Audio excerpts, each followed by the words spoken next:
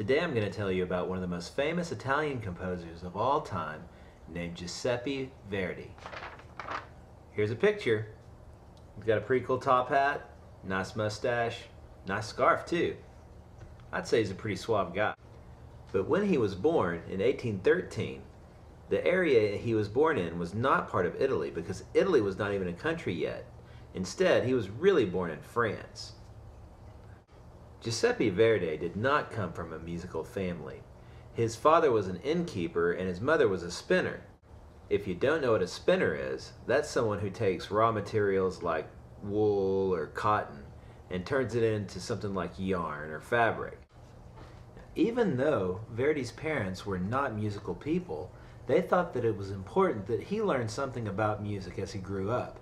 So when he started school at age 6, his parents also got him organ lessons.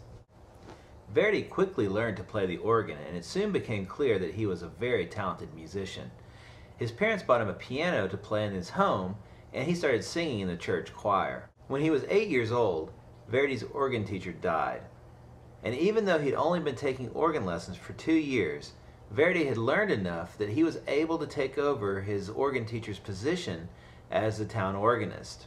So, just like Mozart and Michael Jackson, he started his musical career when he was less than 10 years old. I think it's pretty impressive to be the town organist at only 8 years old. Right?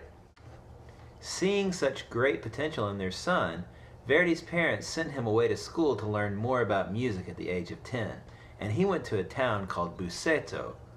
After a successful performance of his own compositions at the age of 13, Verdi became involved with the Philharmonic Society of Busseto. The director of the Philharmonic in Busseto was a man named Antonio Barezzi, and meeting him influenced the rest of Verdi's life. Barezzi thought so highly of Verdi's music that after Verdi completed his studies in Busseto, Barezzi offered to send him to Milan to study composition further. Barezzi didn't just pay for Giuseppe Verdi's school, he also became his father-in-law when Verdi married his daughter. While studying music in Milan, Verdi became very interested in opera and produced his own opera in 1839, and it became a success. After the success of his first opera, Verdi was offered a contract to produce 3 more. However, his second opera was not a success. It was a flop, both critically and commercially. Everybody hated it and nobody went to go see it. And so Verdi decided that he was never going to write another opera again. And for about a year, he didn't really write any music. But slowly he started working on another opera, and when it was produced, Nabucco became one of the most fabulously successful Italian operas of all time.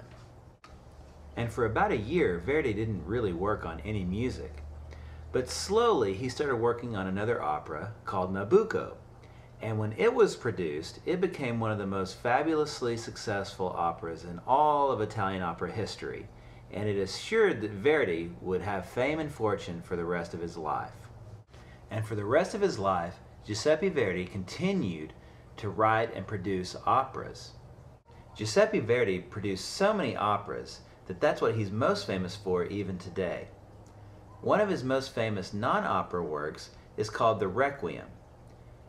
It is a setting of the Catholic Mass for funerals called the Requiem. It was written in honor of a man named Alessandro Manzoni, who was a poet that Giuseppe Verdi really admired.